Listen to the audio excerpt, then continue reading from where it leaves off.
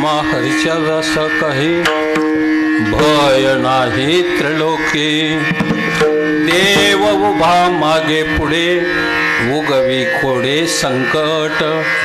जैसा केला तैसा होय धावे सोय धरुणी.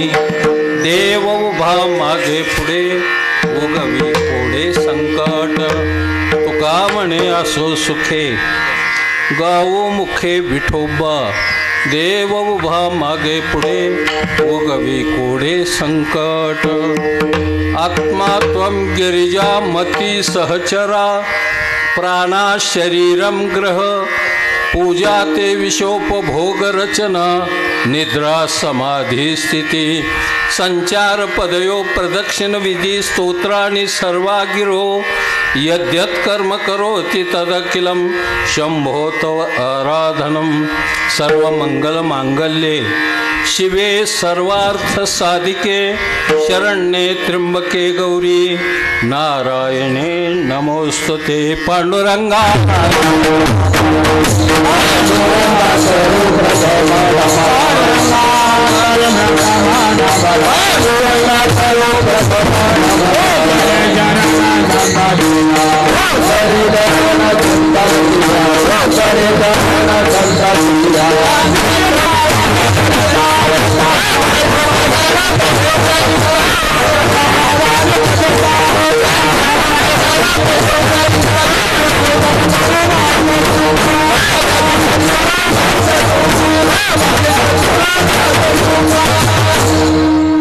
आम्हा हरीच्या दासा काही भय नाही त्रिलोके.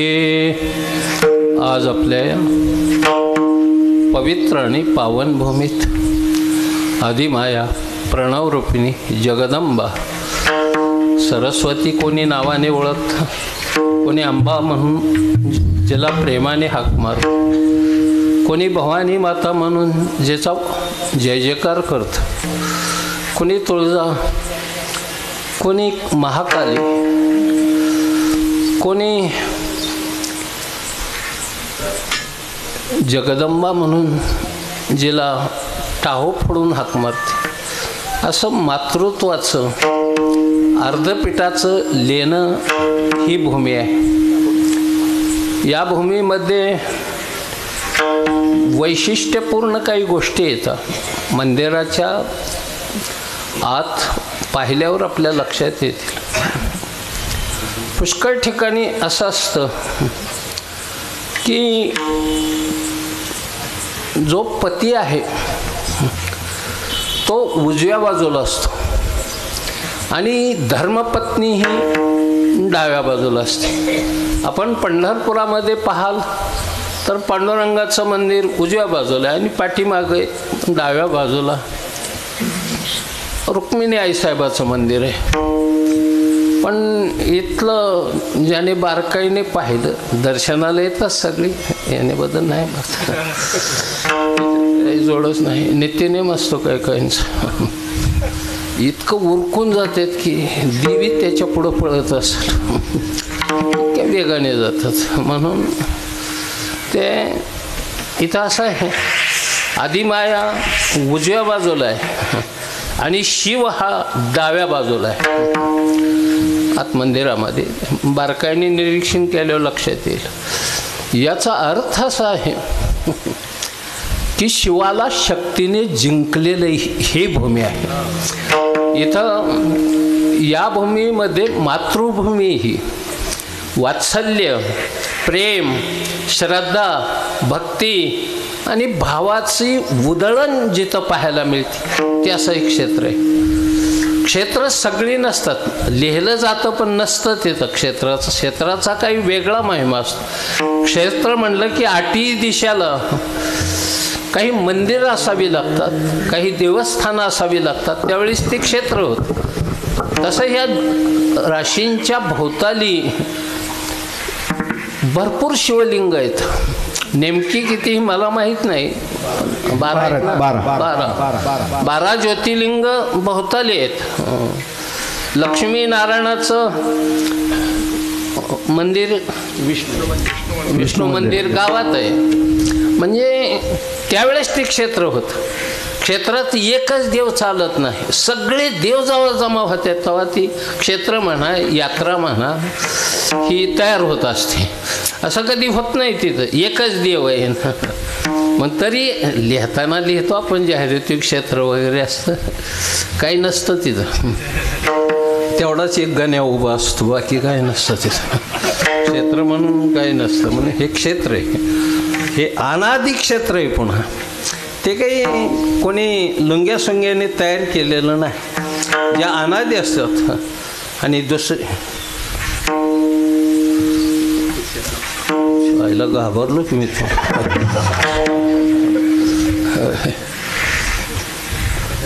गार लागलं पायाला. अण्णा जे हरी कधी कधी गार हा शब्द आठवला म्हणून लक्षात आलं माझ्या. एकदा सांगोल्याला कीर्तन होतं माझं आणि जेऊर जवळ ते मुकीन काकाचं एक गाव आहे, पोपळज म्हणून. जेऊरून मध्ये पोपळज म्हणून गाव आहे. एका माळ्याने शंकराचं मंदिर बांधले, रोडला चिकटूनच. तिथं मुक्काम पडला माझा. कीर्तन दुसऱ्या दिवशी वाशिंब्याला सकाळचं होतं म्हणून मुक्कामाला थांबलो आम्ही. निवांत झोपलो वगैरे सकाळी आणि स्नान वगैरे केलं. त्या माऊलीने चहा दिला आम्हाला, महाराजच होतं ते. आणि ती गेलं गावात निघून दूध घालायला. आणि त्याची शेती रोडच्या दोन्ही बाजून होती, पलीकडच्या बाजूने आणि अलीकडच्या बी. पलीकडच्या बाजूला घास होता मंदिराच्या आपल्या उत्तर साईडला. आणि ती मुलगी सकाळी शेळ्यांसाठी घास कापायला गेली आणि पळतच माघारी आली. आणि तिने आईला ओरडून सांगितलं, आई देव निघालाय, देव निघालाय. आम्ही ऐकलं, देव निघालाय काय भानगड काय. ती बाई गप्प बसायची त्या माळ्याची. ती म्हणली ये घेऊन. कळलं का मला काय कळना, देव निघालाय घेऊन ये म्हटल्यावर मी जरा चाटच झालो. तरी पाहू म्हटलं काय आश्चर्य. आणि ती मुलगी पुन्हा माघारी गेली. साधारण या पायीपेक्षा मोठ्या जाडीचं काखात जनावर त्या मुलीने धरून आणलं धरून हातात. असं सरळ आपण एखादं खेळणं खेळतो तसा प्लॅस्टिकचा साप असा असा साप आणला त्या पोरीने धरून. 7-8 वर्षाची पोरगी, 9 वर्षाची असेल जास्त. आणला एका बारक्या टोपल्यात ठेवला त्याने ते साप कापड टाकून. ते कशाला निवांत बसलं महादेवाच्या पिंडीजवळ. तिने बापाला फोन करून सांगितलं, बाबा या देव निघाल्यात आणि फोटोग्राफरला घेऊन या. आलं म्हातारं उशीर. आल्यावर त्या म्हातारीने गळ्यात घातला असं आपण फोटो काढला. त्याच्या बायकोने काढला, पोरीने काढला. आमच्या ड्रायव्हरला म्हटलं तुला काढायचं. ते म्हणलं हा. त्याने धरला आणि काढला. राहिलो मीच. मी महादेवाला म्हणून प्रार्थना करत होतो की भगवंता एवढी वेळ टाळ. नव्हती, टाळण्यासारखीच नाही. ती म्हणली महाराज आमच्या इथं लावायला तुमचाच फोटो पाहिजे. मी म्हणलं फोटो लावून माळ घालायची पाळी माझ्यावर आली वाटतं आता. फोटोला हार कधी घालत्यात. काहीच नाही गंमत. मी म्हणलं देवाला काय आपण हात लावित नाही. आज सोमवार आहे म्हणले. सोमवारमुळं तर ही 3ऱ्या सोमवारी देव येतो इथं. 3रा सोमवार आहे आज म्हटले. मग ते आलंय म्हणले देव. तुम्हाला घ्यावं लागेल फोटो. गळ्यात अडकून घ्याता का खासा आता म्हणलं. गळ्यात अडकून म्हणजे मी मनात मरलं की भरलंय आपलं असं. त्या पोरीने आणलं तर त्या म्हातारीने आण म्हणले महाराजाजवळ दे. आणि त्याला मी त्याच्या तोंडापाशी धरला महाग 2 बोटावर. आणि महाग ही गार इतकं लागतंय ते जनावर, भयंकर गार. ते आत्ता धक्का लागला म्हणून ह्याचं की गार. मला वाटलं झाला घोटाळा. ती गंमत असे ती धरल्यावर ते फोटोग्राफर बी जणू देसाई पडलाय पार. तो असं उभं राहा, तसं उभं राहा, असा धरा. अरे म्हटलं काढ कसा बी निघू दे. नाही म्हणलं महाराज लई ठिकाणी न्यायचा घेऊ म्हणलं. सोडीनाच 5-6 फोटो आडवं तिडवं उभा करून काढलं. मी तोंड सोडलंच नाही त्याला. म्हणलं महादेवा आज कृपा कर माझ्यावर, सोमवार रे लय आयुष्य सोमवार धरल्यात म्हणलं. लय प्रार्थना केली आणि ती पटशीन त्या पोरीला म्हणलं इकडे देव लय वेळ हातात ठेवायचा नसतो, दिला भाव ठेवून त्याचं सुटलो म्हणलं एकदाच. काय जीवन आहे बघा, ही सहजता आहे त्यांच्या जीवनात, त्यांच्या जीवनातली ही सहज आहे. त्या मुलीला आईने सहज सांगावं की ये घेऊन आली मुलगी. ही विश्वासार्हता असते ना मायबाप, ती देवावर असणाऱ्या श्रद्धेचं फळ असतं. ज्याची इतकी उच्च कोटीतली श्रद्धा आहे त्याच्या बाबतीमध्ये प्रश्नच नाही. आता ज्याची श्रद्धा नाही ना उगं मागचं काहीतरी काढीत बसायचं. तर आमच्या गावातल्या माळ्याला एका म्हटलं आरती कर, ती म्हणलं कशाची करायची, म्हणलं मारुतीची करायची. ती म्हणला मी मारुतीची करीत नाही. मी म्हणलं कशामुळं, म्हणलं त्यांनी जंबू माळी मारलेला आहे. आता जंबूमाळी कवा रावणाच्या काळात होऊन गेलेला, तरी ध्यानात ठेवतो त्याचं नाव छगन आहे.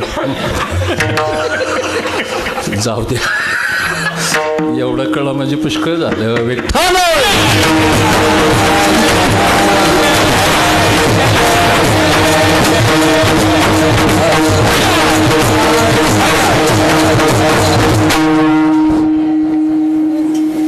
जीवन फार माणसाचं कटीपतंगासारखं आहे. पतंगाला शेपटी नसते त्याच्यामुळे ते सारखं हालचाल करतं. तसं तुमच्या माझ्या अंतःकरण वृत्तीला ही कटीपतंगाची चाल आहे, ती स्थिरता नाही त्याच्या ठिकाणी. त्याच्यामुळे विश्वासार्हता गमावली आपण, परमार्थातली गमावली, जीवनातली सामाजिक जीवनातली गमावली आणि आपल्या स्वतःवर आपला विश्वास राहिला नाही माहिती.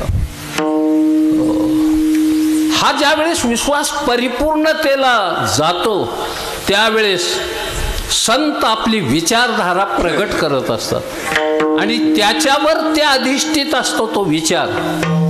आजच्या अभंगामध्ये श्रीमंत संत जगद्गुरु तुकोबराय विश्वासार्हता प्रगट करतात.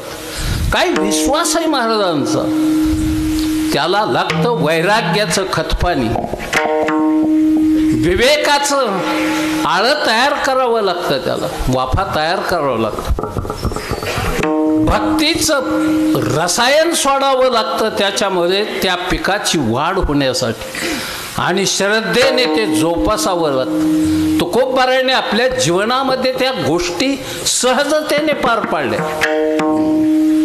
आणि कोणी जर विचारलं की आपण जीवनामध्ये खऱ्या अर्थाने निर्भय आहात का, माणसाला एखाद्याने प्रश्न विचारला की तुम्ही निर्भय आहात का,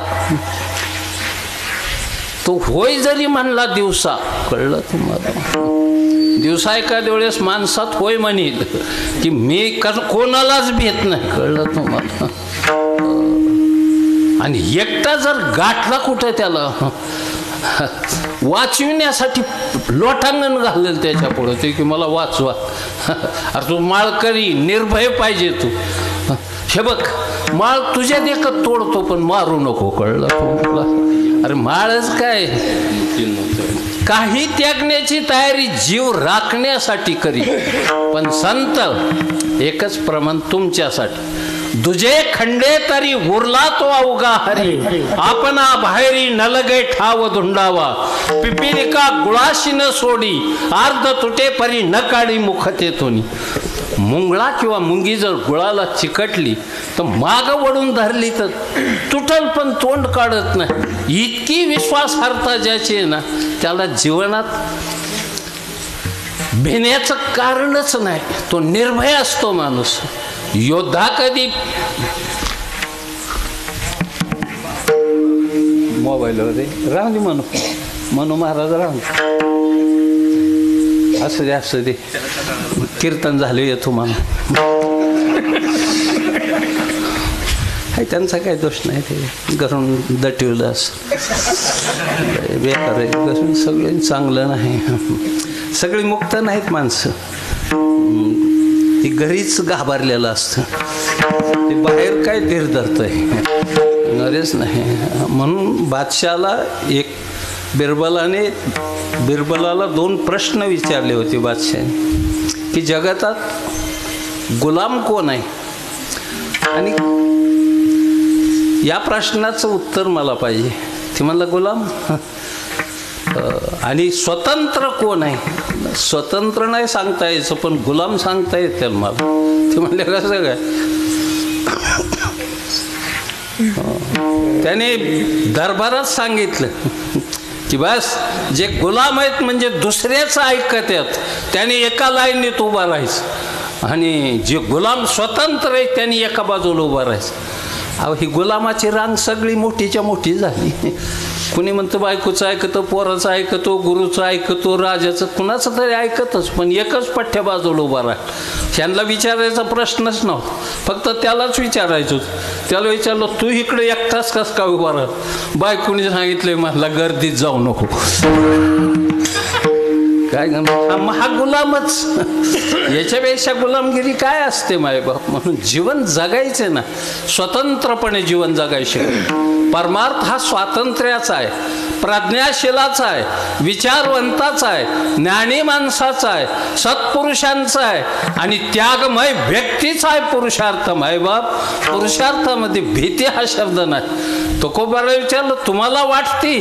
अरे मलाच काय, पण आमच्या संपूर्ण वैष्णवाला कधीच भीती वाटत नाही. अभंग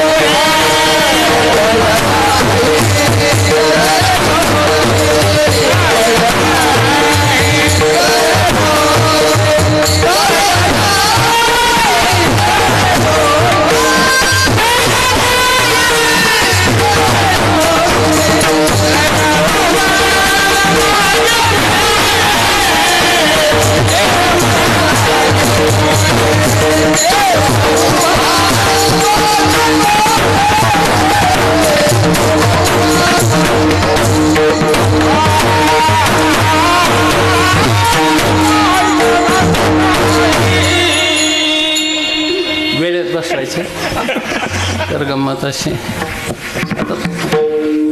तुकाराम ऐकले दत्तोबा कशाला ऐकायचं?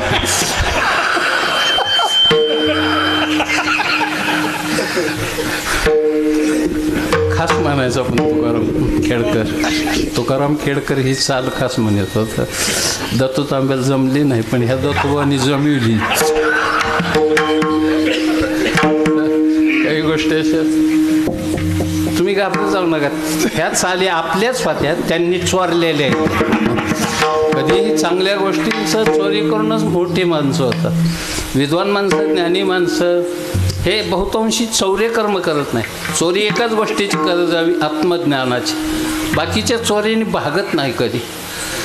किती चोरी करा बाकीच्या, त्याने भागतच नाही. आत्मज्ञान एकदा चोरून जर आपल्याला मिळालं दुसऱ्याचं, ते आयुष्यात कधी संपतच नाही. ज्ञान आहे. चोरीची काय असतं, बाकीचे व्यवहारात चोरी ही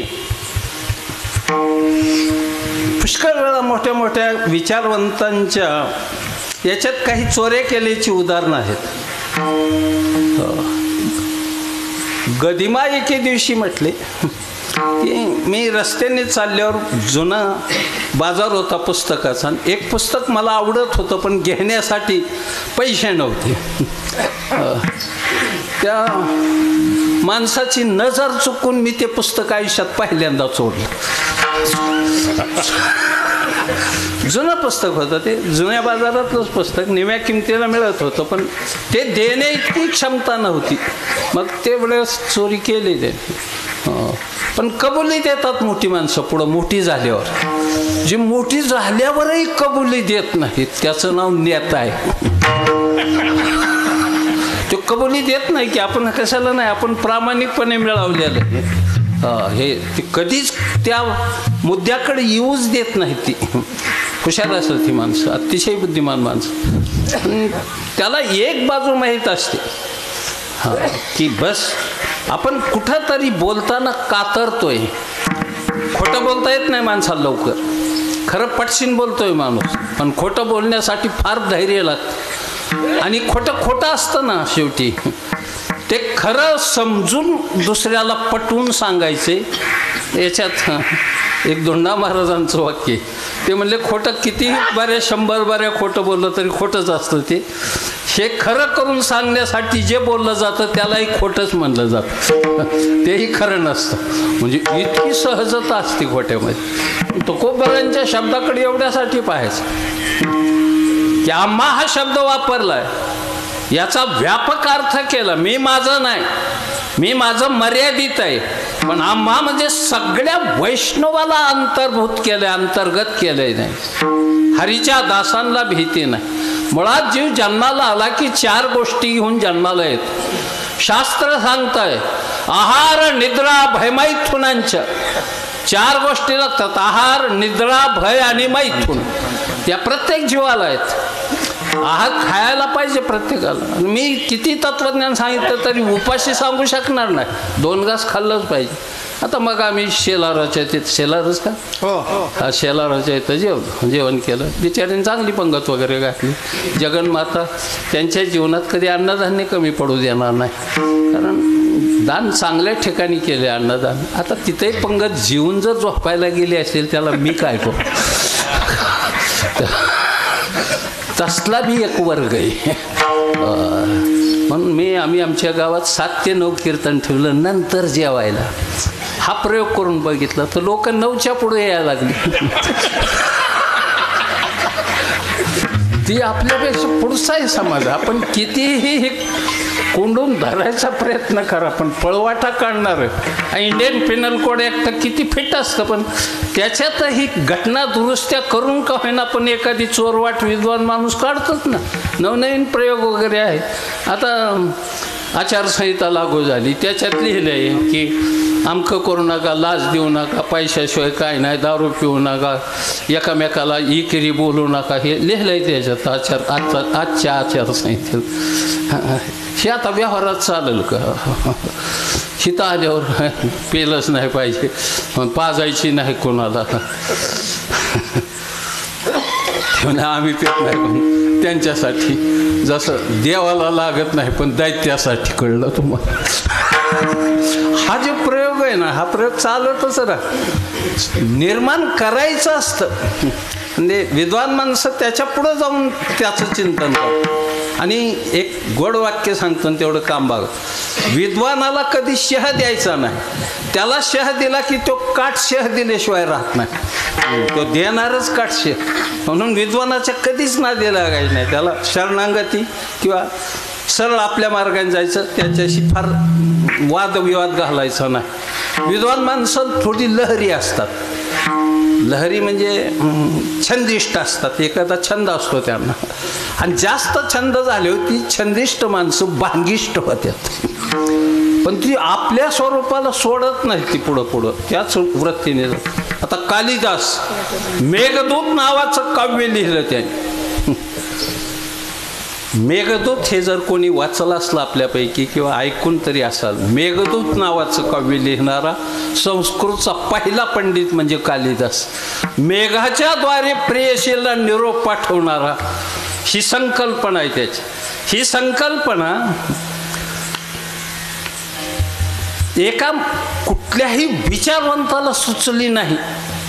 शेक्सपियरला सुचली नाही म्हणल्यावर बाकीच्याचा काय प्रश्न आहे. शेक्सपियरच्या सुद्धा लक्षात आलं नाही की मेघाच्या द्वारे प्रेयसीला निरोप पाठवणारा हा महाराष्ट्रात जन्माला आलेला रामटेकमध्ये पहिला मेघ तयार होतो आणि तिथून मेघ हिंदुस्थानात फिरतो. त्याच्याबरोबर ज्याने भ्रमण केलं, मला कधी कधी गंमत वाटते या कवींची. संपूर्ण झोकून देतात ही माणसं. मग कुठं तरी विरंगुळा म्हणून नृत्य गाणं पाहण्याचा नाद होता त्यात.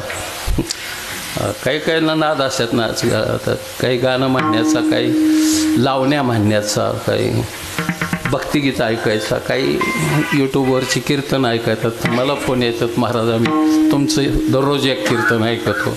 अशी सांगणारी काय म्हणतात, महाराज नटरंगसारखा झटकाच नाही. काय हरकत नाही. प्रत्येकाच्या या भिन्न प्रवृत्तीत ना, त्याच्यामुळं त्याचे विचार, त्याचं आकर्षण, त्याचा छंद हा भिन्न भिन्न असणं स्वाभाविक आहे. पण राजाला आवडत नव्हतं हे भोजराजाला. एवढा मोठा विद्वान माणूस नाच गाण्यात गुंतला. म्हणतो एके दिवशी भोजराजा त्या कळवतनीच्या घरी गेला आणि तिला सांगितलं, म्हणलं कालिदास येत होती. म्हणजे होय. काय करतो ती? म्हणजे एक गाणं गायला लावतो, तेवढ्यापुरतं मी नाचते आणि 5 रुपये दौलत जादा करतो. ते मला 500 घे. म्हणजे का, कशासाठी? त्याला आज नाचू नको गाऊ नको, त्याच्यासाठी तेवढ्यासाठी 500 रुपये देतो. आणि ती म्हणले हट्ट झाला तर म्हणला मग डोकं बहादरून यायला सांग मुंडन करून. ती म्हणलं सोपं आहे. त्या बाईने घेतलं 500 रुपये. कालिदासाने दारावर थाप टाकले की ती म्हणली कोण? म्हणला मी कालिदास. म्हणले आज गाणार नाही, नाचणार नाही. ती म्हणलं पण का नाही? म्हणली जर तुम्हाला ऐकायचं असलं तर डोकं चमन करून यावं लागेल. ती म्हणलं एवढंच? लगेच बॉम्बे हेअर कटिंग सलूनमध्ये गेला. चम्मन करूनच आला. काळी 2लाच वाजविलं डोकं त्या. बस तिने नाचलं, गायलं आणि ह्याने ठरल्याप्रमाणे 5 रुपये दिलं. त्याने येताना कमरेला कट्यार आणलेली होती, रामपुरी चाकू 10 इंचाचं पात. त्याने पटशीन त्या बाईचा हात धरला आणि सांगितलं घे देवाचं नाव. ती म्हणली काय केलं मी? मला माहीत आहे म्हणलं, कुणाचं तरी डोकं तुझ्या डोक्यात शिरल्याशिवाय माझ्या डोक्याचा गोंदा झाला नाही म्हटला. ही तुझी कल्पना नाही. विद्वान माणसं तळापर्यंत जातात, त्याचा बारकावा शोधतात. तू डोकं बांधायला लावलंय ना, मला सांग. ते म्हणले राजाने 500 रुपये दिलं म्हणून मी काम 1000 रुपये देतो, पण ही बातमी त्याला गाढवासारखं वराडल्याशिवाय सांगू नको. ते म्हणलं ठीक आहे. त्या बाईला काय, राजा हे निघून गेला आणि भोजराजा आला. त्याने थाप मारली की म्हणले कामाचं काय? म्हणले तुम्हाला गाढवासारखं वरडावं लागेल. त्याने भोवताल बघितलं, अंधारात कुणीच नव्हतं. बोहा बोहा केलं 2-3 बरे. दुसऱ्या दिवशी पालखी पाठवून बोलवून आणला आणि दरबारात कालिदास बसल्याबरोबर त्याने संस्कृतमधून विचारलं किम पर्वणी मुंडनम. किम पर्वणी मुंडनम, अशी कोणती पर्वणी होती की तो मुंडन केलंय? कालिदासाने दिलेलं उत्तर फार सुंदर आहे. तो म्हणतो राजा गर्धब गायंती. कळलं तुम्हाला? राजा गर्धब गायंती तत्र पर्वणी मुंडनम. राजे लोक गाढवासारखे ओरडायला लागले की आम्हाला पर्वणी असते. तो म्हणला मग तेरी चूप आणि मेरी चूप. म्हणला मग दोघंही गपचूप. माझं माझ्या मार्गाने. जीव हा प्रत्येक जण आपापल्या मार्गाने जातो. आडवून आणून बळजबरीने नाही चालत. पण निर्भयता हा जीवाचा गुण आहे. तो जसा भोजन हा धर्म आहे, अन्नग्रहण करणं हा धर्म आहे जीवाचा. पण एक गोष्ट लक्षात ठेवायची, अन्नाचं पाचन व्यवस्थित होतंय का नाही, ते आपल्या आरोग्याला हानिकारक ठरत नाही ना, हा विचारशास्त्रकार सांगतात. आहार घे, मर्यादित घे, युक्त आहार विहार, नेम इंद्रियाशी सार, नसावी बासर, निद्रा बहुभाषण. सोपं. आहार घे, मर्यादित घे, झोप मर्यादित घे. फार कमी झोपतात म्हणून मोठी होते ती माणसं. जेवढी मोठी झाल्यात ना माणसं ही फार 6 तास 5 तास 4 तास झोपतात. मोदी 6 तासच झोपतो. हे साहेब किती तास झोपतात नाही माहीत मला. ती बी आता चांगला जाग आहे. नाही जाग राहतोय तर काय कसं आहे. लय उतर वयात नवा संसार करायची पाळी आली गड्या. काय प्रारब्ध ज्याचं त्याचं बाबा इलाज नाही त्याला, सुटत नाही कोणाला. कोणी अस हे प्राक्तन घेऊनच जीव जन्माला येत म्हणून त्याच्यात कोणी अस. पण ही जागे असतात माणसं. साधू संत आपल्याला जाग राहायला सांगतात. जागर राहणं फार महत्वाचं आहे. उठा जागे व्हारे, स्मरण करा पंढरीनाथ, भावे चरणी ठेवा माता, सुखवी व्यथा. जागर राहणं महत्वाचं. आहार घे, निद्रा कमी घे. मैथुनादिक ज्या क्रिया आहेत त्या प्रत्येक जीवाला स्वतंत्र आहेत, पण भय मात्र आहे चौथं, त्या हरिदासाला नाही. तो निर्भय असतो. भीती हा शब्दच त्यांनी काढून टाकलेला आहे. जे निर्भय होतात, जे अंतःकरण वृत्तीला भयाची चादर चढवू देत नाही, ज्याचा विश्वास परमात्म्यावर आहे मायबाप, त्याला जर विचारलं तशा एखाद्या महापुरुषाला की आपल्या निर्भयतेचं कारण काय, कोणाच्या जीवावर आपण निर्भय आहात हे सांगा. अभंगाचं दुसरं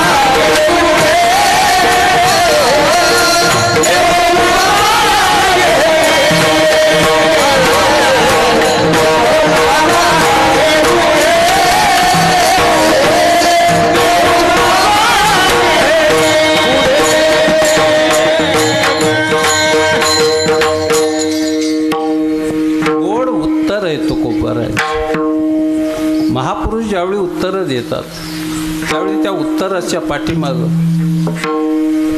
व्यंग नसतं, अव्यंग उत्तर असतं. ते सहजतेने दिलेलं नसतं, विचारपूर्वक दिलेलं असतं. मोठी माणसं विचारपूर्वक बोलतात, मोठी माणसं विचारपूर्वक जीवन जगतात, मोठी माणसं आचाराला महत्त्व देतात आणि मोठी माणसं पाठीमागं कीर्ती राहण्यासाठी सर्वस्वाचं बलिदान देतात. माहिती त्याच वेळेस ती मोठी असतात. आपले त्याच्यापैकी किती गुण आहेत हे पाहणं जास्त महत्त्वाचं असतं. पुष्कळ वेळा ते गुण न पाहिल्यामुळं आपण आपले स्वतःचे अवगुणाचा भरणा भरतो त्याच्यातच आणि मग विद्रोही मनोवृत्ती तयार होते. एक कल्पना करा की रावण तसा चांगला राजा होता, असं फार वाईट वगैरे वागला नाही, फार पापही केलं नाही रावणाने. आमची लोक इथं उभं राहून सांगतात रावण असा होता तसा होता, तुझ्यापेक्षा बरा होता.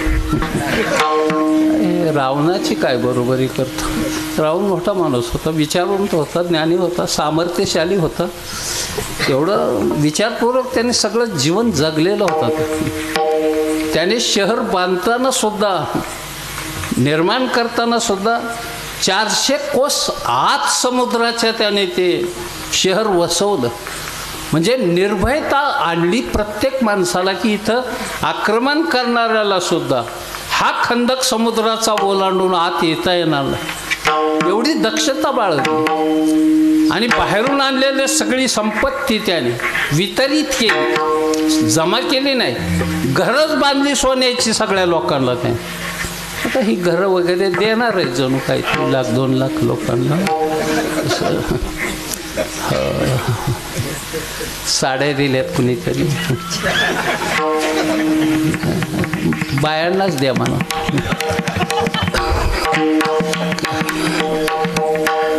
काय दातृत्व ह्यांचं पाहिलं म्हणजे वाटतं, कधी कधी खंत वाटते. जाहीरनामाच फार चांगलं असतात, आश्वासनं फार मोठे असतात, बहुतांशी पोकळ असतात. ते अकाली आलेल्या ढगासारखं असतं ह्यांचं. गर्जना होते पण पाऊस येत नाही त्यात. तशा ह्या गर्जना आहेत सध्या ह्या आठवड्यात. लय गरजली बनती, अमकं देतो तमकं देतो. जातीविहाय सांगितलं त्याने, आमच्या जातीला तमकं देतो, मासं मारणाऱ्याला जाळी देतो, पण गोसायला झोळी देतो कुठंच म्हणले नाहीत. त्याचं मनात समाधान नाही मला लागलं. काय आहे, माणसं आश्वासन देताना सुद्धा त्याची परिपूर्तता होईल का नाही हे नाही पाहिलं. कधी कधी घटना घडतात. शूर्पणखा बहीण होती त्याची. माणूस जगतो तो बदल्यावर जगतो. तुम्ही आम्ही जगतो ते बदल्यावर जगत असतो. काहीतरी आपल्याला बदला घ्यायचा ही आपल्या आत कुठंतरी भावना दडलेली असते. तुम्ही नाही म्हणा किंवा हे आपलं लय मोकळं जीवन आहे, मोकळा कधीच नाही. तुझ्या इतका डाम बिस्कुनीच नाही. मग तुझ्या आतून खेळ चालू आहे सगळा, बाहेरून दिसतोय तू चांगला. मला सुद्धा हसू येतं कधी कधी, किती बोलतो लोक तू चांगलं आणि तुझ्या आत काय जाळ चालू आहे. कधी आतल्याचा विचार करतच नाही आपण, कधी बाहेरच्याचाच विचार करतो. बाहेरच्याचा विचार करतो, आत बघ ना डोकावून काय चाललंय आत. ते कुणाला गंडवायचा विचार चाललाय. त्याने मेहुण्याबरोबरच तक्रार केली रावणाने, त्याची बहीण शूर्पणखा. आणि मेहुण्यावर तक्रार केल्यावर भांडणं झाली, वाद विकोपाला गेला. आणि रावण होता 7 दिवसात, त्याने मागचा पुढचा विचारच केला नाही की आपली बहीण विधवा होती. मारला त्याने मेहुणाच, जीवच मारला. ही झाली विधवा, रडली, पाया पडली भावाच्या. दादा असं नको होतं करायचं, नको होतं बाहेर जायला.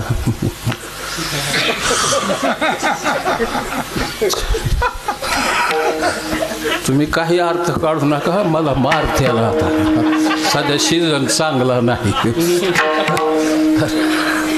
गंमत अशी आहे दादा, आता मी कसं काय जगायचं.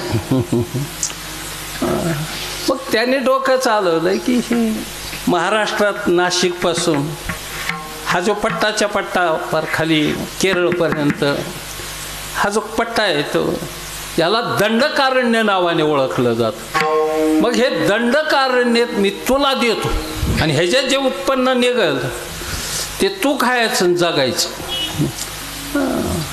ती आली बाई शूर्पणखा पंचवटीत राहायची त्या परिसरात पासून आपल्यापर्यंत येत होती, कधी खाली जायची सोलापूरपर्यंत वगैरे तिकडं असे. या पट्ट्यात शूर्पणखा फिरलेली.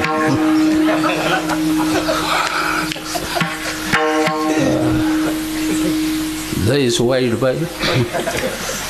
तिच्या मनात रावणाने एवढे आपल्याला भावाने मदत केली याचं काय नव्हतं. तिच्या अंतःकरणात होता तो बदला. कळलं तुम्हाला? माणसं बदल्यासाठी लय झगडतात. कुणी उठतं, काही उठतंय आणि बदला घ्यायचा. तू कसा येतोस? कळलं? कसाच येईल कसा येईल म्हणजे कुणीतरी ठरवलं पाहिजे त्याला. नाही जाऊ द्या, काय नाही. तिच्या मनात होतं की माझा नवरा म्हणजे माझं सौभाग्य ज्याने मारलंय त्याच्या कुळाचा नाही नाश केला तर मी बी त्याची बहीण नाही. कळलं तुम्हाला? इतकी जहाल बहीण लागते माय बाप. तेव्हा रावणासारखा दादा सुद्धा थरथर कापतो. हे रावणाचं सांगतोय. तर जबरदस्त झालं वाटलं. ती आली आणि तिने योग असा तिचं दैव चांगलं, रावणाचं अभागी. पण राम लक्ष्मण सीता पंचवटीत आल्यावर तिने सीतेला पाहिलं. पाहिल्यावर तिला समाधान झालं. इतकी सुंदर स्त्री हे काही स्त्रिया स्वाभाविक सुंदर असतात, इतक्या सुंदर असतात की पान खाल्लं तरी कंठातून बाहेरून रंग दिसतो लाल असा की पाईपमधून जातो. इतके सौंदर्य. शरीर सौष्ठव मापात असतं सगळं. कंबर 18 इंचाची असते स्त्रियांची, कमीत कमी 18 इंच, 19 इंच, 20 इंचापर्यंत असावी असं शास्त्रात लिहिलं आहे. हे मी विधान ज्याला टेपच पुरत नाही त्यांच्या बाबतीत नाही.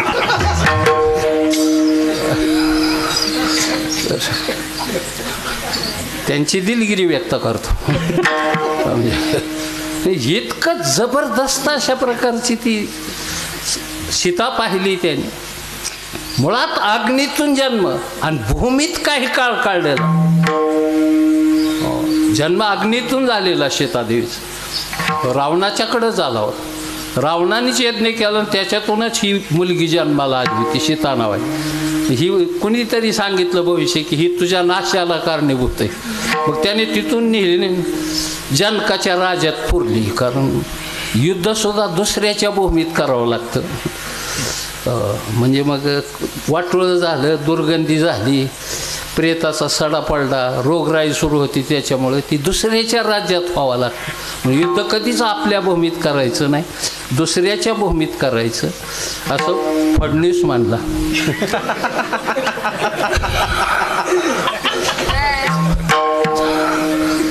युद्ध ते गजन हुशार असते. ती ब्राह्मण मंडळी म्हणजे अति हुशार. आमच्या गावातली बघा ना, अतिशय हुशार मंडळी ब्राह्मण, अतिशय हुशार. बुद्धीच्या बाबतीत त्यांना जोड नाही, त्यांना शेज द्यायचा नाही. एक लग्न चुकून लागलं आमच्याकडं आणि ते महाग बसलेल्या एका माणसाने पाहिलं. ती लग्न लागून झाल्यावर माणसं गेली जेवायला आणि तो माणूस सरळ आला आणि भटजीपाशी म्हणला, किती वर्ष झालं लग्न लावता? तो म्हणला 20 वर्ष. अशीच लावता का म्हणला. तो माणूस बी खामक्या होता गावठी माणूस. तो म्हणला झालं काय? तुम्हाला नाही का देवा कळत? म्हणला मला कळतंय पण तुला काय कळलं ती सांग. ती मला उलटी उभा केली नवरा नवरी. माघारी घेतली नाही ब्राह्मणा. ती म्हणला मला एवढं माहीत नव्हतं काय, मॅच केली होती उलटी उभा. ती म्हणला कशामुळं? म्हणला नवऱ्याला चंद्रबळ होतं का म्हणला. आता ह्याला चंद्रबळ कुठं माहिती आहे काय असं. तो म्हणला चंद्रबळ काय असतं म्हणून मला माहिती. मग जा म्हणला चंद्रबळ नसल्यावर उलटी उभा करावं लागतं. असली बुद्धिमान असतात, त्याचं नाव भूदेव असतं. जाऊ द्या, त्यांच्याबद्दल लई बोलत नाही. भूदेव संताशी सदा नमावी, सत्कर्म योगे वय घालवावी म्हटलं. ब्राह्मण देवता आहे. कधी कधी वाटतं असं, अतिशय सुंदर असणारी सीता त्या शूर्पणखेने पाहिली आणि तीही सुंदर बनली, मायावी होती, तिला कोणतीही रूपं घेता येत होती. आणि तिने रामप्रभूच्या समोर येऊन उभा राहिली, म्हणली प्रभू मला तुम्ही आवडताय. म्हणलं आवडतं म्हणजे माझी इच्छा तुमच्यावर लग्न करायचं. म्हणलं मी केलं असतं लग्न, पण माझं हे की उभा राहिलेली जी बाई आहे ना पर्णकोटीच्या दारात, तिच्यावर झालेलं आहे आणि आमच्यात दुसरा विवाह करीत नाही. पण माझा भाऊही बिन लग्नाचा तो पुढं उभा राहिला, त्याला विचार. कळलं ती तिथून तिथं गेली समोरच. लक्ष्मण होतं, त्याने हात जोडलं, म्हणलं मी तुमच्या दादाने लावलंय, मला तुमच्यावर लग्न करण्याची माझी इच्छा आहे. ते म्हणलं केलं असतं लग्न, पण दादा मानलाय का नाही ही तोंडी मी ऐकत नाही. म्हणलं लिहून आण. कळलं लिहिल्याशिवाय काय खरं नाही. म्हणलं तोंडी व्यवहाराला महत्त्व काय. पण ती महागारी गेली, म्हणली लिहून सांगितले. म्हणलं इथं कुठं माझोळ कागद आहे, माझोळ आहे बाण, तू पाठ कर माझ्याकडे, मी पाठीवर लिहून देतो. म्हणजे हिला दिसलं नाही पाहिजे, त्याला दिसलं पाहिजे. पाठीवर लिहिलं, हिला मार नाकन कान कापून टाकीचं. ही राक्षसी नाही, रामाने पहिली आयुष्यातली चूक केली असेल, खोटं बोलायची, ती रामाने केली. कळलं माझं म्हणणं. म्हणून पहिली चूक आहे ती रामप्रभूची. माझा भाऊ बिन लग्नाचा आहे, दोघाचं एकाच मांडवात लग्न झालेलं आहे. कळलं हे माहीत असून सुद्धा चांगलं कर्म करताना एखादं खोटं बोललं तरी तोही धर्म असतो, हे त्याचं नाव आहे विठ्ठल.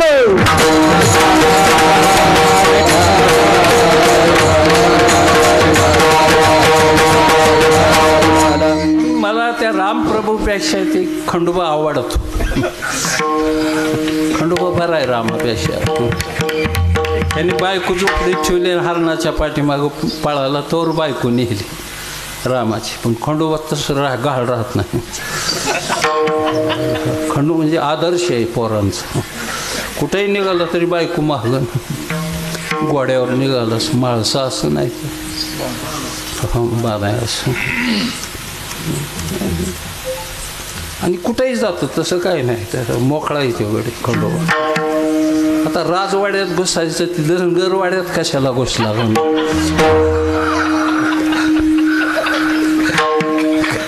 चांगल्या ठिकाणी जायचं कुठं तरी, पण देवधन गरवाड्यात घुसला. गाणं लिहिणाराची सुद्धा कमाल. कुठे तरबे जायची ही माणसं. आमची लोक अलीकडे असला धंदा करायला लागली. काय कशावर जगतात. एक जण पिंगळेवरच जगला. काय सांगायचं, उद्या घुबडावर जगत्याल, परवा दिवशी बोकडावर सुद्धा जगत्याल.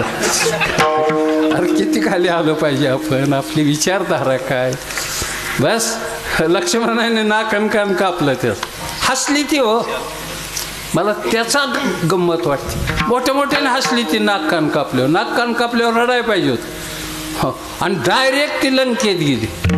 रावणाने नाक कान कापलेली बहीण पाहिल्यावर असा राग आला, तलवारच काढली. काय केलं गुन्हे मला. हे म्हणजे काही नाही, एवढ्यासाठी आले तुझ्याकडं. ती म्हणलं का हे तुझ्या ज्या 80,000 बायका आहेत मंदोदरी, ह्या पिळून रस काढल्या तरी त्या बाईची सर यायची नाही. एक बाई दुसऱ्या बाईचं गुण कधी गात नसते. भाजी आणू द्या दुसऱ्याची, म्हणून आज किती चांगली झाली भाजी. काय वाटलं होईल म्हणता. तुम्हाला दुसऱ्याचंच आवडतं, जे नाही ती शब्द ऐकून घ्यावा लागतं. त्याच्यापेक्षा कुणी काही करू. आम्ही तर कधीच बाहेरचं सांगत नाही. जर सांगितलं घरी तर मी यालाच उपाशी. कधीच सांगायचं नाही. म्हणायचं नाही हे राशनला गेलो काय शेलाराचे ती जेवायला. उत्तरच येईल तिकडून, तिथंच जाऊन राहायचं. आता तिथंच दम काढायचं आपला तसाच. आणि तुम्ही कारलं केरलं तरी म्हणायचं तुझ्या हातचं गोड आहे. माझ्या हातचं कधीच कडू होत नाही. आंबालिकाच गळती तुझ्या हातातून.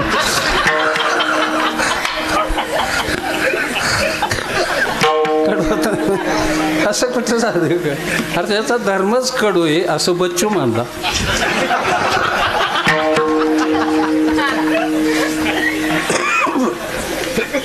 ज्याच्याबद्दल बोलायचंच नाही तर काय.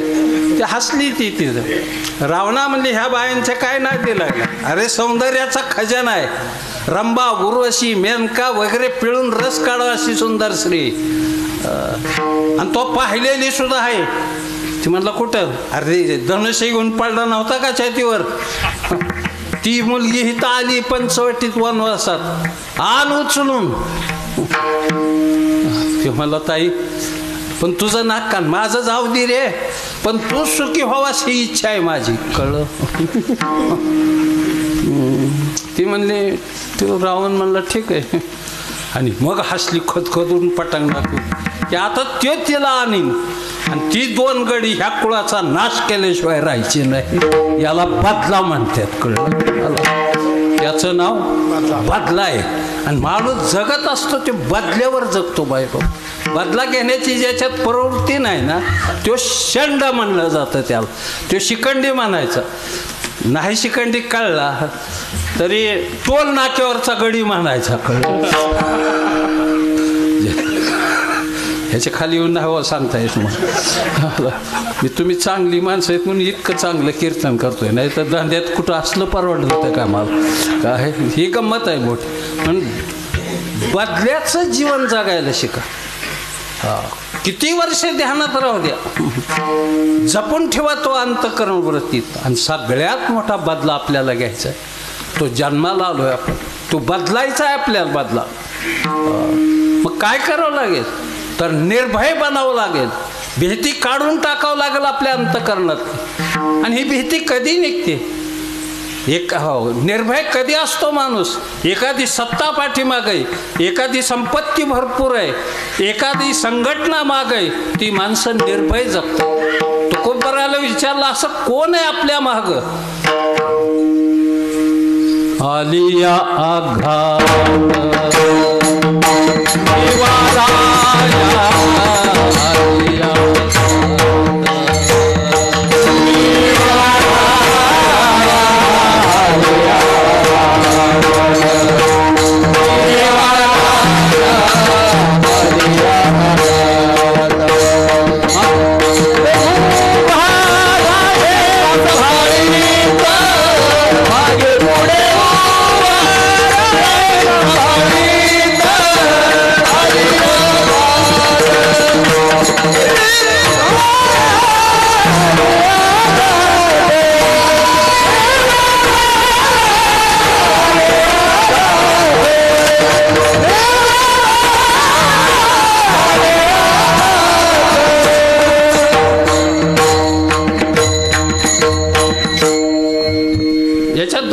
आणखी महत्वाचे आहे.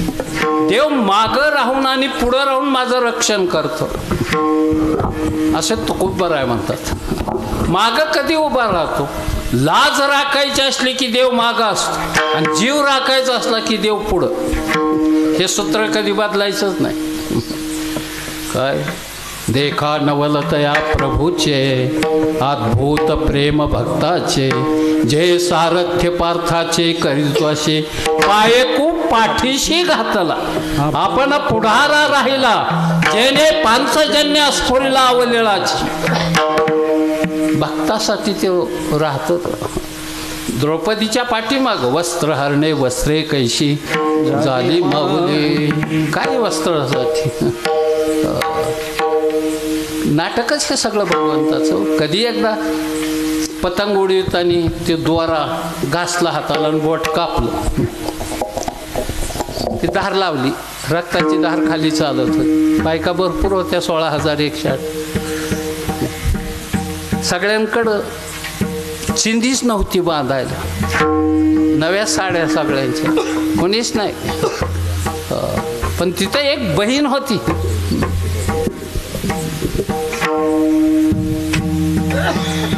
त्या बहिणीने पाहिलं हो.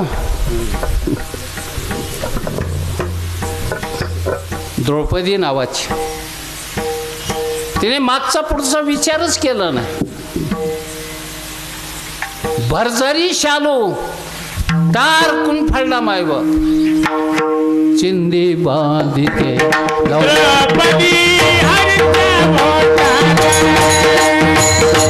चिंदी बांध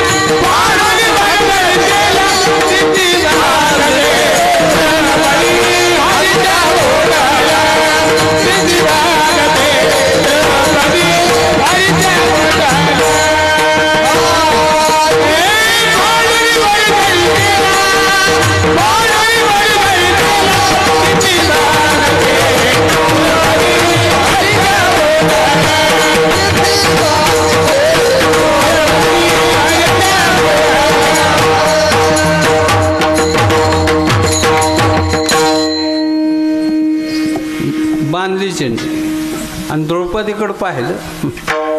काय तुझ्यासाठी काय करू?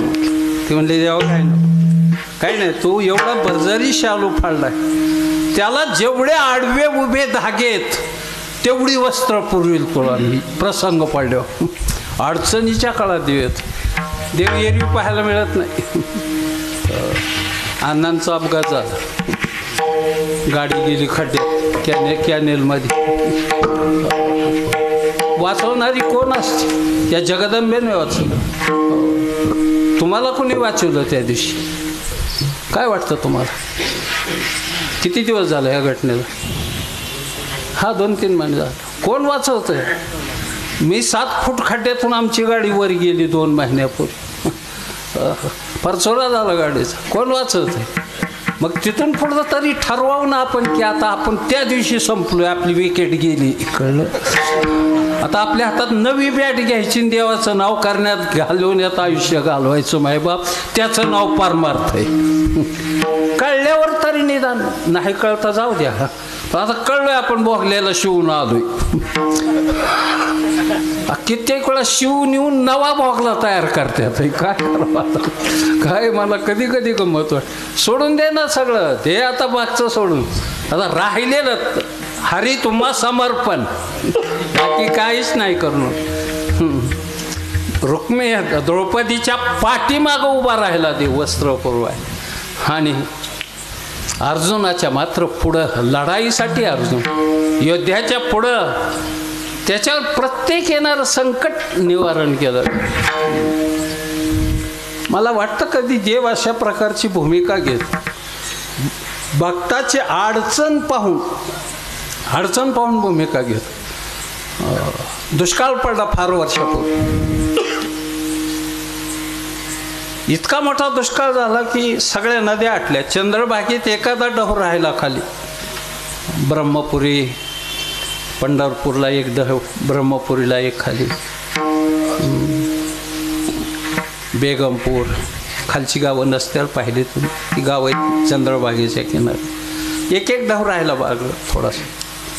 हा मंगळवेढा तालुक्यातली गाव आहे. पण अन्न धान्य वाचून माणसं हाय करायला. काही नाही, गुरंढोरं वगैरे सोडून दिली, त्याला मुठभर काही टाकायलाच नाही.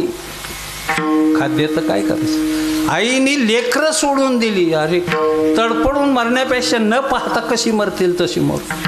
पण त्या काळात एक महापुरुष होता मंगळवेढ्यात, दामाजी पंत नावाचा. लोक त्यांच्याकडे यायची वंजळपास असं पदर पसरायची की महाराज बस वंजळभर धान्य. 7 गुदामं धान्याने भरलेली होती. बिदरच्या बादशाच्याकडं नोकरीला होता तो मुनिम. धान्य होतं पण वाढण्याचा अधिकार नव्हता. आणि ज्यांना अधिकार मिळालाय त्या अधिकाराचा उपयोग करीत नाही ती इतका दलिंदर महाराष्ट्र आहे. ज्याला अधिकार आहे ना, मिळाला आहे ना, त्याने भरभरून वाढायचं, द्यायचं गोरगरिबांना. काय जिथं गरज आहे मदतीची तिथं दे ना. पण दामाजी पंताचं हृदय काय होतं माहिती? ज्याशी अपंगिता नाही त्याशी धरी जो हृदयी, तोच साधू ओळखावा, देव तेथेची. देव काय असतो? देव तेवढ्याशा दगडात नका बघू. या चराचरामध्ये त्याची व्याप्ती भरली. बाबा आमट्यांना, डॉक्टर बाबा आमटे साहेबांना देव कशात दिसला? महारोग्यामध्ये दिसला. सिंधुताईला देव कशात दिसला? लहान बालकात फेकून दिलेल्या अजान बालकामध्ये दिसला. कोणाला कशात देव पाहायचा आहे? त्याच्या दृष्टीवर अवलंबित आहे. पण त्याने विचार केला आणि सगळ्या कुटुंबाला बोलवलं. तुम्ही उद्या निर्णय घेतलाय की सगळं धान्य वाटून टाकायचं. ती म्हणले फासावर जावं लागेल. ती म्हणला माझ्या एकट्याच्या मरणाने अखिल रयत जर सुखी होत असेल तर माझं मरणही सार्थकी लागलं. उत्तमाची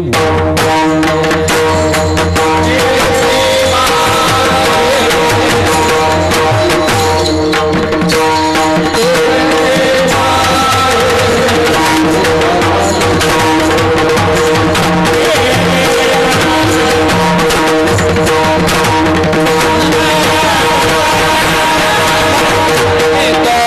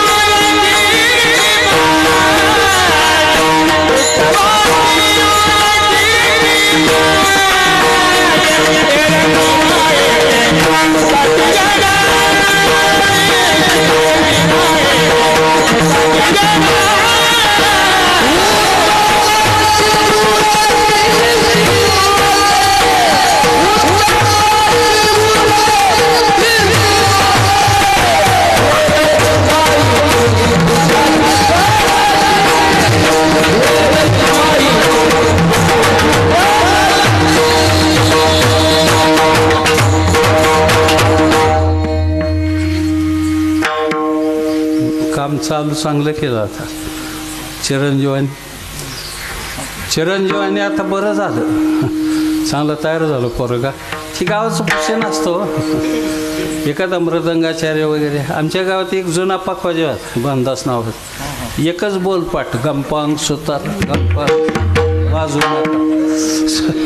दुसरं काही येतच नव्हतं. त्याला म्हटलं दुसरं वाजव, मग वाजवा तुम्ही. आणि एक मारोडी होतं, ती मला मी हाताने नाही टाचणीच पखवाज वाजवतो.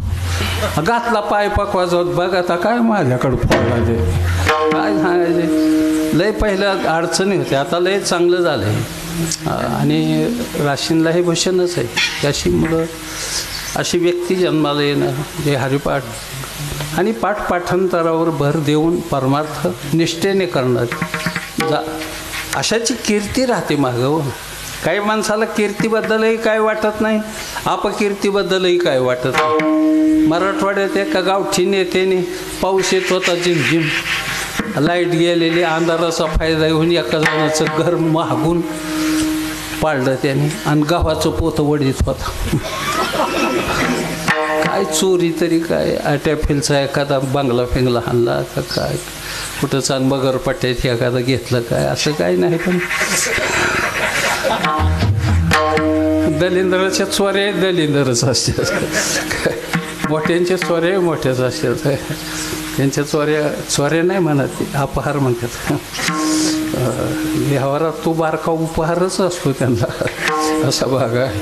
म्हणून मला कधी कधी यांची गंमत वाटते. ते अंधारात कुत्री बुकली धारला लोकांनी, तो काय ठोक ठोक ठोकला कोण बघते.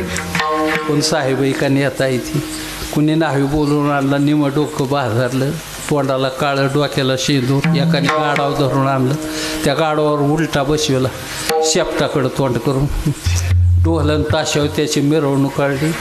त्याच्या दारापुढं गेली, दिवस उगवता. त्याची बायको साडा टाकून रांगोळ्या काढत होती. उलटा बसल्याला सुद्धा गडी वळखला. तो आपलाच एक गोळ कोंड्याच्या खाणीतून जन्माला आलेला कोहिनूर हिरा. दाडा दाडा जमिनीवर डोकं आपटलं त्या माऊलीन, पळत जाऊन नवऱ्याचं पाय धरलं ना. एका गावाच्या पोत्यासाठी किती मार खाल्लाय.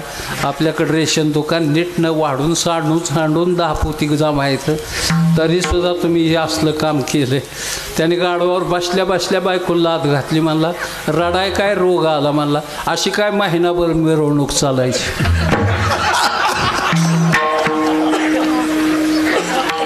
आत्ता येतो येडा मार, जणू विधान परिषदेला निवडूनच आलाय. काय सांगायचं, अवघड रे बाबा. विखे पाटला तुझं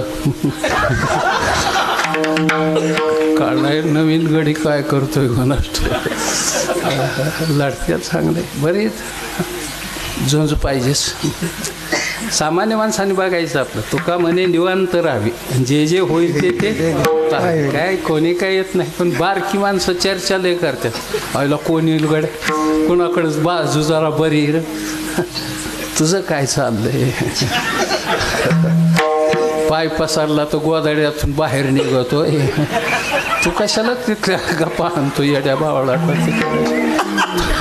तुझं आहे का काय, तुझं अस्तित्व काय. पण माणसं नाही दम काढ. बारकी माणसं ज्यादा चर्चा, मोठी माणसं चर्चा करीत नाहीत. कुणी येऊन बरोबर जावं काय हो, त्यांना लय गरज. चौकात बसा ना, बारकी 2-4 बसलेली बिड्या फुकीत अर्धी तांबाव, ती लय गप्पा ना. काय होईल वेळा, काय होईल आता, काहीतरी होईलच की. उगच तळमळायचं काय नाही. पदारच्या भाकरी आमच्या गावात 60-70 लोक भाकरी देऊन घेऊनच कर्जत लिहून आमटी खाऊन संध्याकाळी जातात. काम नाही काय नाही. माझ्या गाठ पडलं कसं घालता आता म्हणून तसं काय ती तरी बसून तिथं आपल्या गप्पा हाणायच्या. कसल्या गप्पा हाणतो पहिलं. रामशिंद्याला नाही मिळलं तिकीट, मग तुझ्या बापाचं काय गेलं, नका का मिळालं. उगाच चर्चा करायची, काहीच नाही कशात. आणि ते इकडून तिकडं घ्या, अरे जातच असतात माणसं. जिकडं वलं भेटल, जिकडं चांगला जिव्हाळा असेल, जिकडं हिरवं असेल, तिकडं जनावर जाईल का, कोणीकडं बी जाईल का. ही मराठीतलं कळतंय ना माझं तुम्हाला.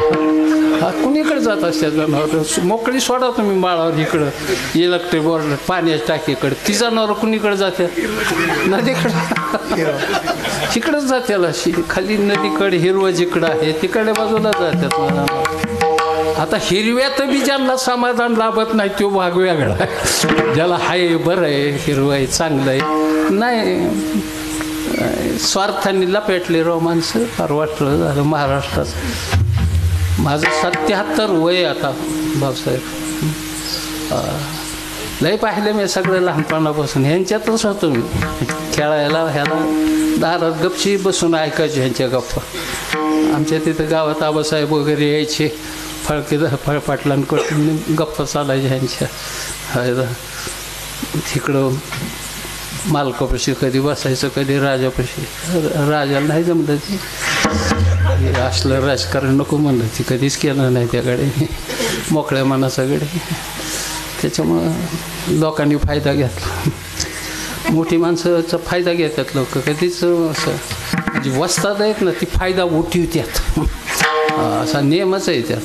जाऊ द्या, ती धरला ठोकला सगळं झालं, कीर्ती राहते का? पण ह्याच्या पण नुसता पदावर पसरल्यावर सातीच्या साती गुदामं लुटून टाकली दामाजी पंतांनी. सातीच्या साती गुदामं लुटून. आता काम चांगलं केल्यावर तरी चांगलं मानावं, गप्प बसावं का नाही? नाहीत गप्प बसत. त्यातली 2 जण बिदरला गेली घरावरचं पत्र ऐकून खर्चीला, आणि सांगितलं त्याने की बा तुमचा कोठा सगळा त्या दामाजी पंतांनी वाटला. तिथून आले होते, पकड वारंटच निघाल. भगवंताला हे आवडत नाही मायबाप. भक्ताला त्रास द्या लागला की देव सावध होतो मायबाप. मग त्याच्यासाठी भूमिका घेतो हे सांगा अभंगाचं. जैसा केला तैसा होय, जैसा केला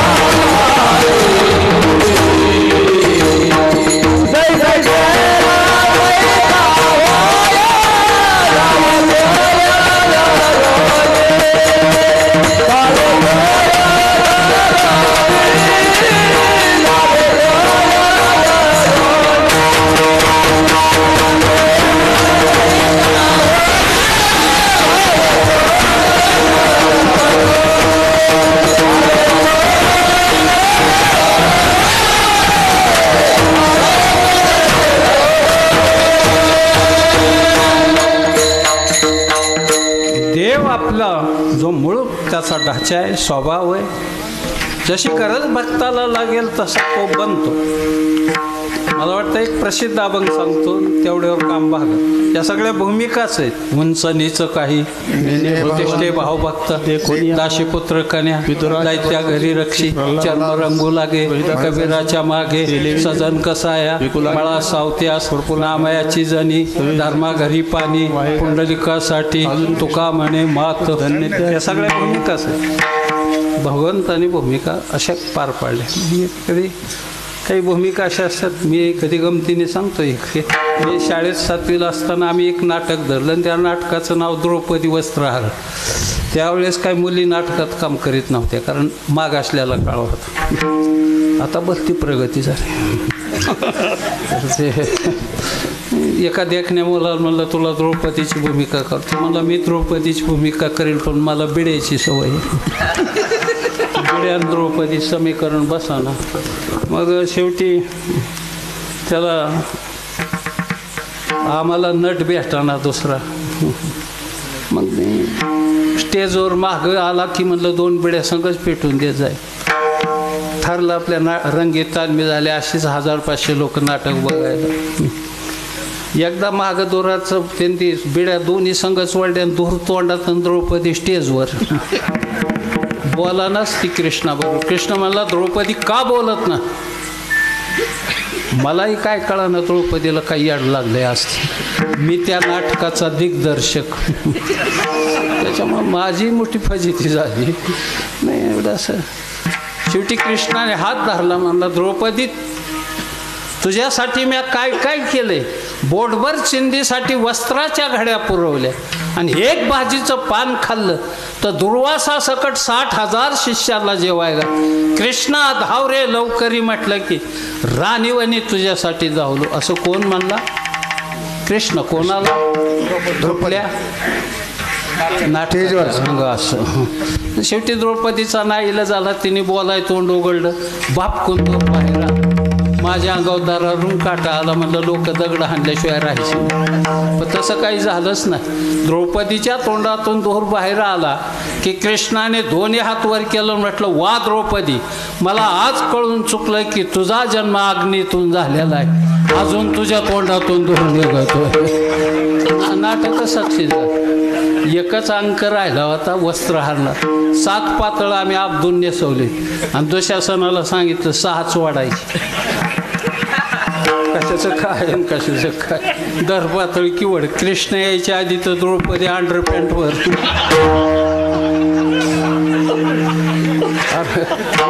नाटकातलं नाटक जमाना परमार्थाचं कुठं लय लांबचा खेळ आहे. लगेच लगेच तसं भगवंताने पाहिलं की अटक होणार.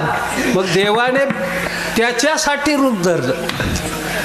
दामाजीसाठी खांद्यावर गोंगडी मुंडासर गुंडळलं. 12 बंदी जाड चापला, हातात काठी आणि झाला महार. काय सांगू देवाची मार. दरबारात गेला. बादशाने विचारलं कोण आपण. ते म्हणला मी दामाजी पंताचा लेकूरवाळा विठू महारे. का आलाय? मुंडाशात गुंडाळलेली चिठ्ठी दिली. काय लिहिलं चिठ्ठीवर? बादशाच्या चरणी दामाजीचा त्रिवार मुजळा. आपल्या परवानगी वाचून आम्ही धान्याची कोठार आपल्या लुटली. त्याचा मोबदला विठू महाराजवळ पाठवतोय. मोजणी करून घ्या, पावती लिहून द्या. ते म्हणजे कशात आणलंय? कमराचा कसा काढला बटवा. बटवा म्हणजे पुरी तंबाखूला ह्याला असायचं. मी पाहिलं होतं राशीनमध्ये एका जणाच्या खिशात 2 बटवं होतं. मी म्हणलं 1 बटवा सोडून 2 कशामुळे? म्हणलं एका तंबाखूने 1 मोकळाच असतो. मी म्हणलं मोकळा कशाला मागितलं? म्हणलं कोणी मागितलं की उलटा करूनच झाडायचं.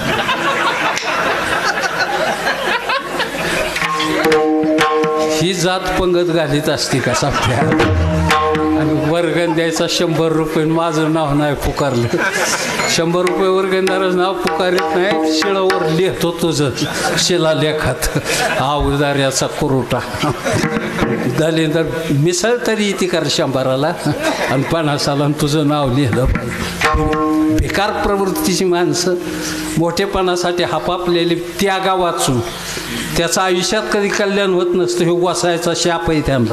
वा कधीच नाही कल्याण होत. दान करताना भरभरून करत जा मायबाप.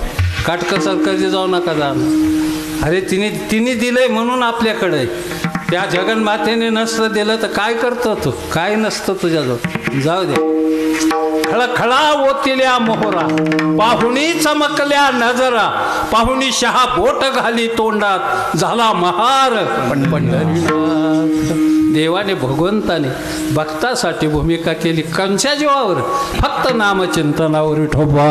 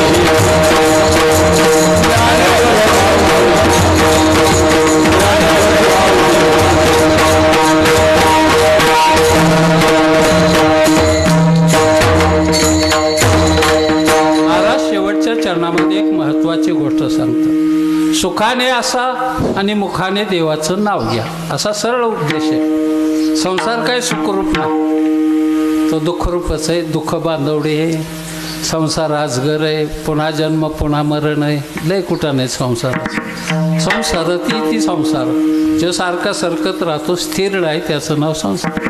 मग सुखाने कसं काय राहायचं? मुखाने फक्त देवाचं नाव घेतलं की सुख येतं. एका गावात श्रीमंत माणूस राहतो, जिथं भरपूर श्रीमंती असते तिथं संतती होत नाही, आणि जिथं खायची भ्रांत आहे तिथं दरवेळेला आवळी जावळी. शिवाचा खेळ आहे. चोरट्याला माहीत होतं म्हातारा म्हातारी दोघंच राहतात. संध्याकाळी लाईट गेली 8ला, 4-5 चोरांनी घरात प्रवेश केला. म्हातारीने पाहिलं, म्हातारी स्वयंपाक करीत होती. म्हातारीने वाढलं तरी जेवणा, म्हातारं जास्त जेवलं नाही, काहीच खायना. म्हातारी म्हणले आज का खात नाही? मनातली मनात म्हणलं आता खायचं. 4-5 जण आले, त्यांचं दणकं बरंच खायचे आता थोडं खाऊन मार भरपूर खाऊ. म्हातारी जेवली कस तरी आणि झोपाळा टांगलेला होता त्याच्यावर बसली. म्हातारीला म्हणून तुला एक गोष्ट सांग का. म्हातारी म्हणली कसली गोष्ट. उगं पडा मेले म्हणे. म्हातारपणी काही चव नसते गोष्टीत. लय बेकार म्हातार किती सांभाळलेला असेल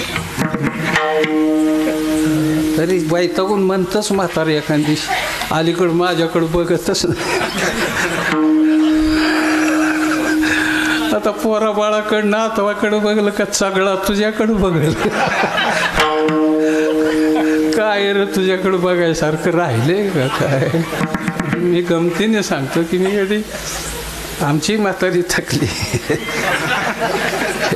72 वय तिचं.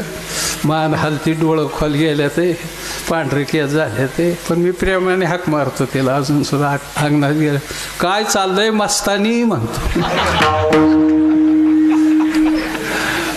ती बी तिकडून आतून म्हणते आला वाटतो माझा बाजीराव. मला पायऱ्या उतारता येणार. कसं बाजीराव काय जीवन जगायचं सुंदर राहायचं मजेत आहे तो आयुष्य काढले. आता थोड्यासाठी कशाला लय बेकार.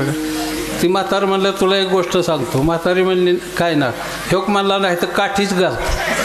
म्हातारी म्हणली गोष्टीसाठी काठी काय आहे ती लवकर सांगा मला. आपल्या लेकरू झालं तर. म्हातारी म्हणली कसं काय होईल.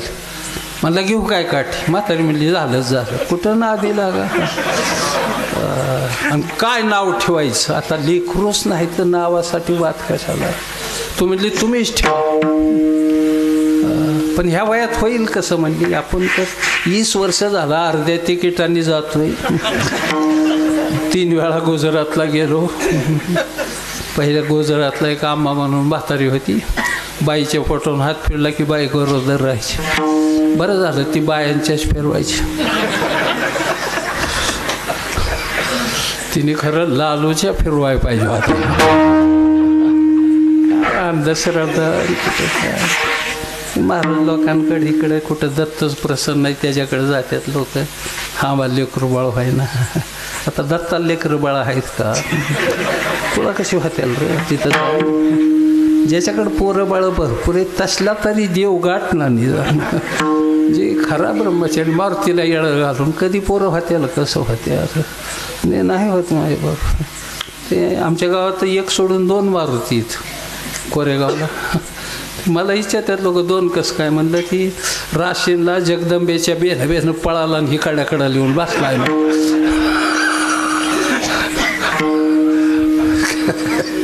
ती एक मारुती हिथून गेलेला आहे. आईसाहेबाच्या बेनं हाणला बी असंच बराच यांनी.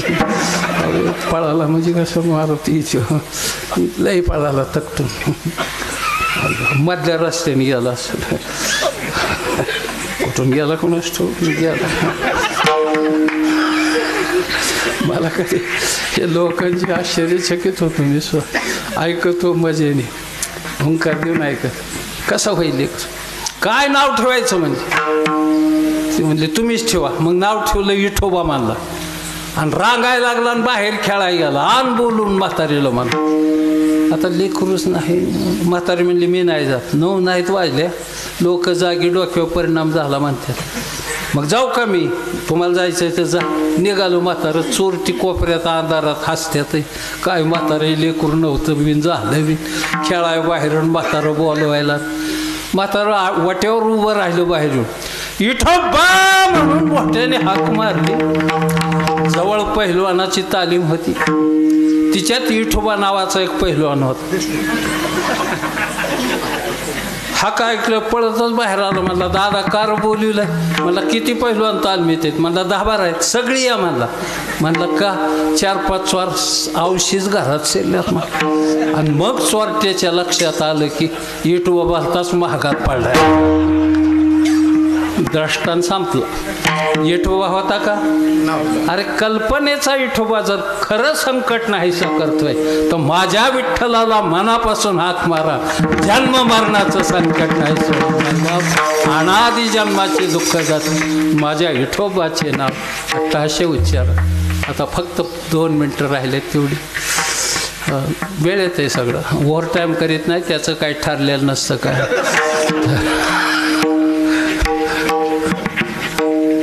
मी उगा अण्णांच्या आमचे भाऊसाहेब सगळी माणसं शब्दाला त्यांनी सांगितलं आमच्या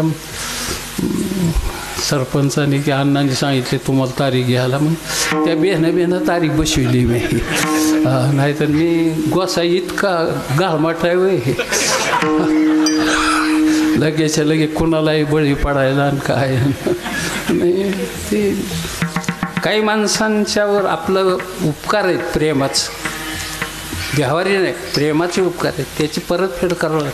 आपल्याला ज्याने ज्या मार्गाने दिले त्या मार्गाने आपण द्यायचं त्याला, असा भाग वगैरे. पण माझ्या या बहिणींना विनंती, मुलींना भरपूर सांभाळा. बदाम, पिस्ते, अक्रोड, काजू भरपूर चांगल्या प्रकारचा आहार, दूध भरपूर द्या, ज्याच्यात भरपूर कॅलरी व्हिटॅमिन्स आहेत असा आहार द्या. सकस आहार देऊन मुली इतक्या शक्तिशाली ताकदवान बनल्या पाहिजेत. मुलांना कमी सांभाळा एका दिवस, पण मुलींना भरपूर सांभाळा. त्याचं कारण आहे त्या इतक्या ताकदवान, शारीरिक, मानसिक, बौद्धिक दृष्ट्या त्या इतक्या सक्षम झाल्या पाहिजेत की आपली मुलगी रानावनातून, शाळा, हायस्कूल, कॉलेजमधून एकटी दुकटी येते, कुणी जर वाकड्या नजरेने बघितलं तर एका बुक्कीत त्याचं नाशिक त्रिंबकला गेलं पाहिजे. इतक्या तगड्या मुलींची गरज आहे. आणि मुलगी नांदायला जरी गेली आणि एकदा सकाळी तिने सासूकडे बघितलं, संध्याकाळपर्यंत कोपरा सोडला नाही पाहिजे. म्हणली पाहिजे ती राशींच्या जगदंबेच्या गावातली, ना आधी लागाय नको.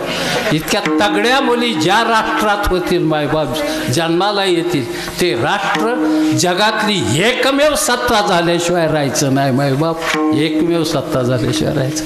म्हणून सर्वांच्या पायावर डोकं ठेवून प्रेमाने व्हायला ही जयला लिहिताचा गटका वालता दैविलेंद्र असलीच अपक्ष म्हणून उभा राहून गावाचं वाटोळं करतात.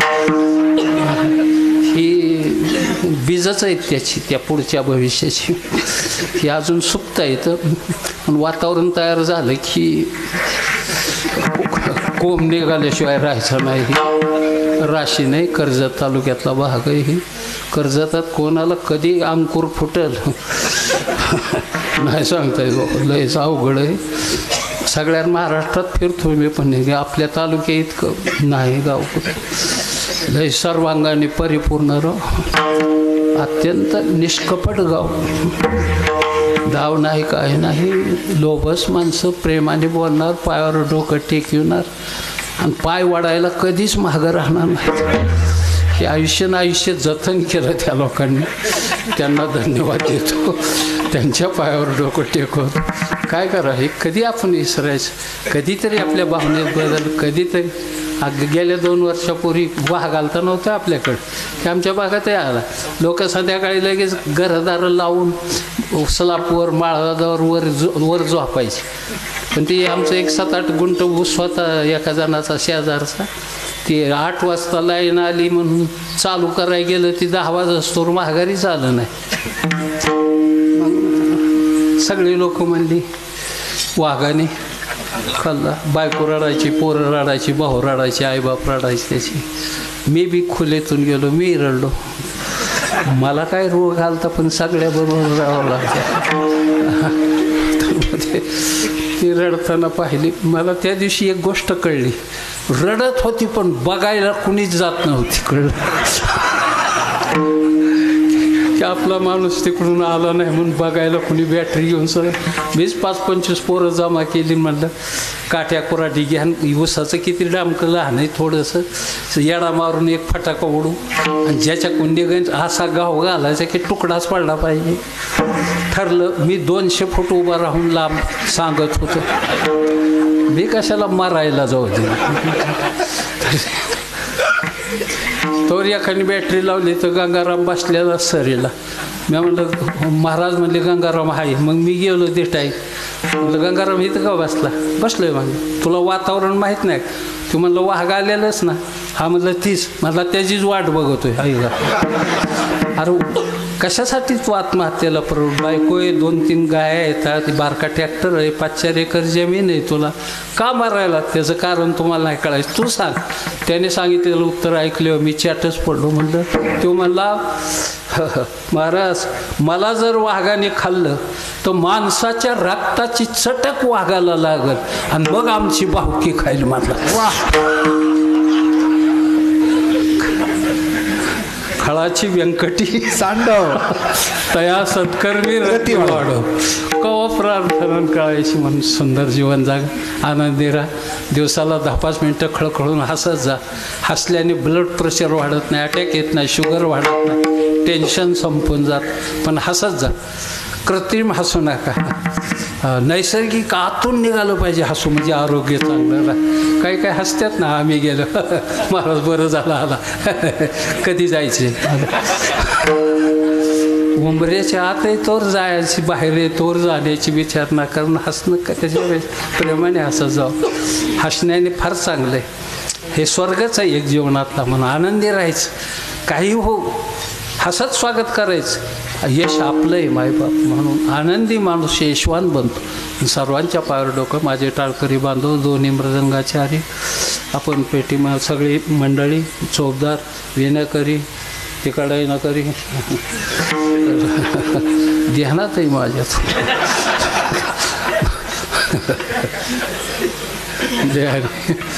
ती म्हणे ही महाग बी जात ध्यानात ठेवायची. मला 10,000 लोकातला महागला कुणीकडे बघून डोळा हाणतो ही कळतं, मला इतकं कळत नाही. इतकी सायकोलॉजी पक्की ठेवून जीवन जगावं लागतं मायबाप या धंद्यामध्ये. म्हणून सर्वांच्या पायावर डोकं. आपल्या वारकऱ्यांच्या, या वारकरी संतांच्या आपल्याला द्यायला काय? एक दोहा जाता जात, दिल किसी से देना नहीं, दिल किसी से देना नहीं, दिल से देना दिल, नहीं मिला तो नहीं मिला, पर कम दिल से मत मिल. विठ्ठल